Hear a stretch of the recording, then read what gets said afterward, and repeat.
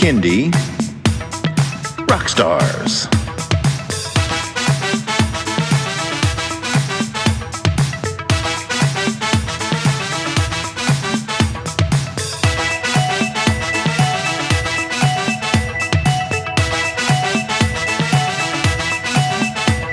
Prepare for a treat, let's meet and greet some bands and singers that are super sweet, making music that's fun for boys and girls.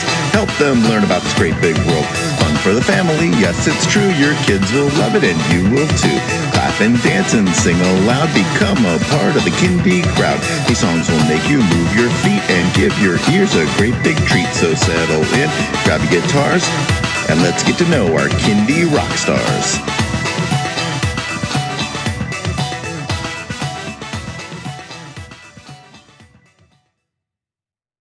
Hello everyone, and welcome to Kindie Rockstars. This is the show that gives you the stories behind the songs from some of the best bands and singers that are making fun, informative, educational, catchy, and occasionally silly songs for children and families. I'm your host, Patrick Adams, and each episode of Kindie Rockstars will feature an artist and a featured song. So let's get to this week's show.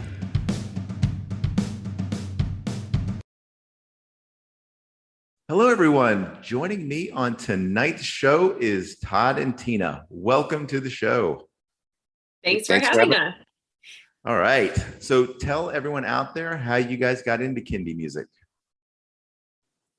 It actually started, I actually kind of have a semi-regular jingle writing career, and I was doing the road trip with the family through South Dakota, and we're from Minnesota.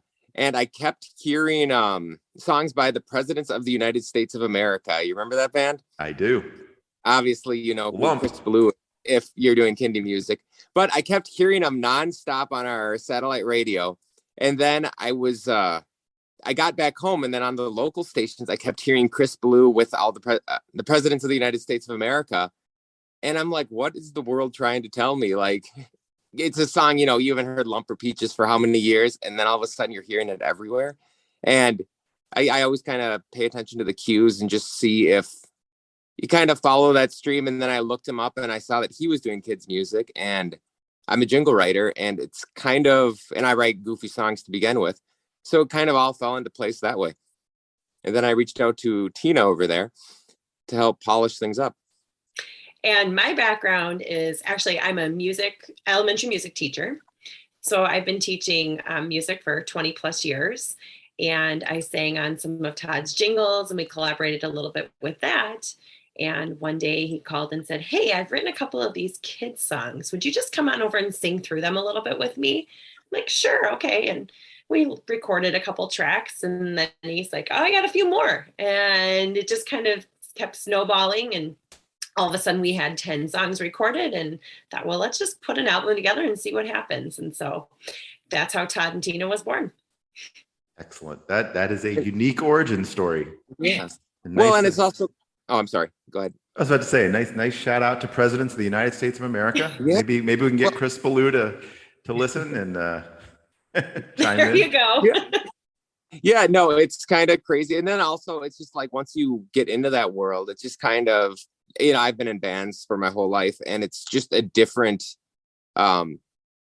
it's weird because it's like you get older and you're not as connected to the emotions in music as much. You like making music, you like the craft of it, but you know, I'm not 16 bleeding my heart out to a girl at this point, you know, and it just gives you a whole new realm of like fantastical creativity. And then I got kind of hooked on it. Yeah, kids music is good for that. There are, you know, there's sort of general topics like, you know, dinosaurs and things like that. Food, exactly. Mm-hmm. Animals, you know, all sorts of different things. But then you just go sometimes left of center with song topics. And that's one thing I loved about you guys. I said some of your song titles. It's like, oh, I bet that's a really fun song. That's the idea. And I feel like we have a really good test audience with my classroom. And as we've been recording things, the very first day of school, I played one of our songs, I played Silly String for my students in class. I didn't tell them what it was or who it was by. I just turned it on and we did kind of a movement activity with it.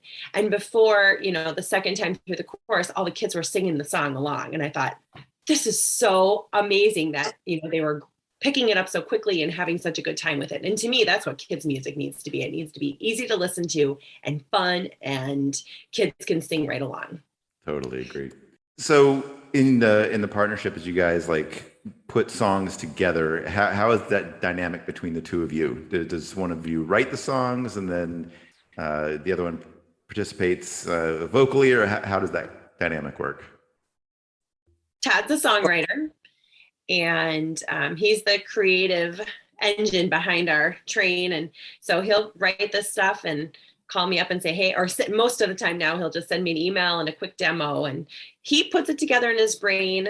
I come in and maybe tweak if it needs some tweaking, add some melodic contour.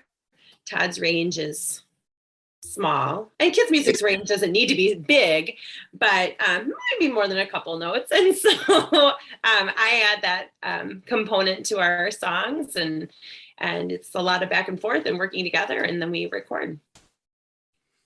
And it's a good barometer too, to say, like, sometimes I think a song's great. I'm like, Chrissy, check this out. This is the one. And she's just like, you got to cut that line. That's not going to work in kids' music. And, you try and sneak those things in, and just more for fun and all that. And it's nice to have somebody else. She kind of, puts on the frosting and makes it seem a little more palatable and friendly, just because it's nice to have both of us, because you get both the male and female dynamic. And, a dad approaches things in a certain way, and fart jokes are always funny, blah, blah, blah. And then it's nice to have Chrissy be like, no, that's not our style, That mom and educator perspective now too, right? Yeah, no, I kind of feel you on that one, because the songs that I've written is like, I know that one is not meant to be in my voice. This is for a female voice. So it's kind of, once it's ready, it's like, okay, I understand that this isn't going to sound good if I sing it. Yeah. And that we have both of those voices to add into our music. Yeah. So I got to go back and ask about that drive across South Dakota, because I've made that drive. And did you go that route from like Sioux Falls to Mt Rushmore? Because that's what I did. And I will never forget the two towns that we passed through on that drive. Yeah, no, we live in the Twin Cities, and then it was like, okay, everything's shut down. Where do you go? And you end up going to South Dakota. And I think we made it to Sioux Falls the first night, or someplace around there. Mitchell, the Corn Palace, of course. Yeah, and then I made a stop there. Yeah, I think I picked up bed bugs or something like that in the hotel. At least that was my story for the kids when I woke up with a bunch of bites. Nothing against the hotel in Mitchell, but and then we went all the way over to Mount Rushmore, and you saw the great. It's kind of fun. It's just such a different world. But then you pass by the one lake by the Pizza Hut over there, and then just keep going. And usually my wife drives, and I end up falling asleep or reading a book. So I can do that anywhere, really. Yeah, I was so glad that I convinced a friend to come with me. I'm not sure I could have handled that 7-hour drive alone. Yeah. Oh, it's fun though. You got to see it. If you have kids, you have to take them to Mount Rushmore and like all those things. It was very cool. It was totally worth it in the end to have gone and seen that. Yeah, and there was like underground caves and all that stuff. And I mean, that type of thing is pretty cool. So you remember that. You've got kids, and it works this way. Hopefully they'll remember it when they're old. Yeah.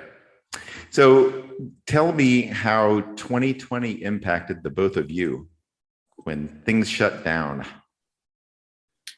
Well, as an educator, we went all online, and that was really hard as a music teacher to try and keep kids engaged, right? Because when kids come to my classroom, we create music together, we sing together, we're playing instruments, we're moving. And so that was a really big shift that I had to make in not only in my teaching, but really in my performing, because now I was, my classroom, I feel is like a performance for 8 hours a day, essentially. And so I really had to shift from performing for kids to now my computer screen.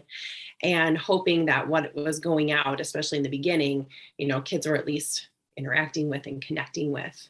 But I think it stretched me musically too. I started to challenge myself more in what I could do with the technology, and put together all of those weird if Jimmy Fallon and the Roots, and they do like those classroom instrument bands, right? Like it was really fun to start putting things together like that, and just to be more creative with what I was creating for kids.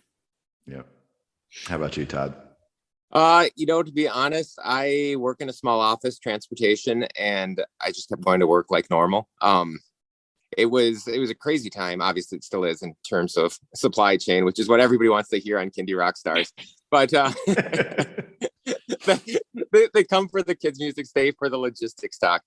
But and actually, I will say it actually brought Chrissy more to my attention because I saw the videos she was posting, and I'm like, hey, I think we're on the same creative wavelength here, where it's like, all right, I know the music, she knows the videos, and how do these things work together? But and past that, I'm a runner, so most times I got a lot of miles. I know that much. So I think too, it allowed us a little bit of time to do this as well, right? It's not like you were going out and doing all of these things in the pandemic, and it just gave us time to work together and figure it out, and then decide, oh yeah, we could do this, and see where it goes for fun. Yeah. All right, you guys ready to get into the song? Yeah. Our song today is called Unicorns and Narwhals. Love that title. Tell me a little bit about this song. Well, unicorns and narwhals have something in common. They all both have the horns, right? And so our song kind of talks about the fact that even though they have this in common, they're kind of enemies about it, because of course one likes to fly and the other likes to swim. And so the song really tells a story about these two animals, these two characters, and kind of how they don't get along, but then how they find friendship in the end. So really fun and happy at the end, and we wrap it all up in a neat bow. Very cool. All right, have you done a video for this one yet? We have, and then we decided it wasn't up to our quality control standards. So we are currently working on scheduling that second video shoot. We feel like we've got all the kinks worked out, hopefully in the next couple of weeks. And our kids, I have a 7th grader, and Todd has a 7th grade daughter as well. And so they are our characters and are really great actresses who are really enjoying the spotlight that they've been in these videos too. I can tell you, my 17-year-old, if she was searching on YouTube and saw a video titled Unicorns and Narwhals, she would click on it and watch it. Who doesn't love them, right? Exactly. All right, well, let's check it out. Here is Unicorns and Narwhals by Todd N Tina. Unicorns and narwhals, they can't be friends. They both have horns, so nobody's gonna win. One likes to fly and the other likes to swim, and that's why unicorns and narwhals, they can't be friends. I was riding shotgun with Uni last night, over there by the pop machine, looking for a fight. Was a big old narwhal with the look in his eyes. I wanted to run, I wanted to hide. Unicorns and narwhals, they can't be friends. They both have horns, so nobody's gonna win.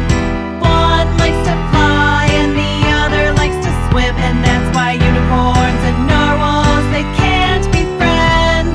Uni wanted to step up and put himself in his face. I said, Uni, I know you're tough, but let's get out of this place. Uni wanted to show that narwhal what he could do. I said, I know you're strong, but there's better things we can do. We could go back home and get matching tattoos. We could paint a picture so sunny and blue. Or maybe we could ask that narwhal what he'd like to do. He said, gee, no one's ever asked me that. Thank you. Unicorns and narwhals, they can be friends. They both have horns, and that's where friendship begins. One likes to fly and the other likes to swim, and that's why unicorns and narwhals, they can be friends.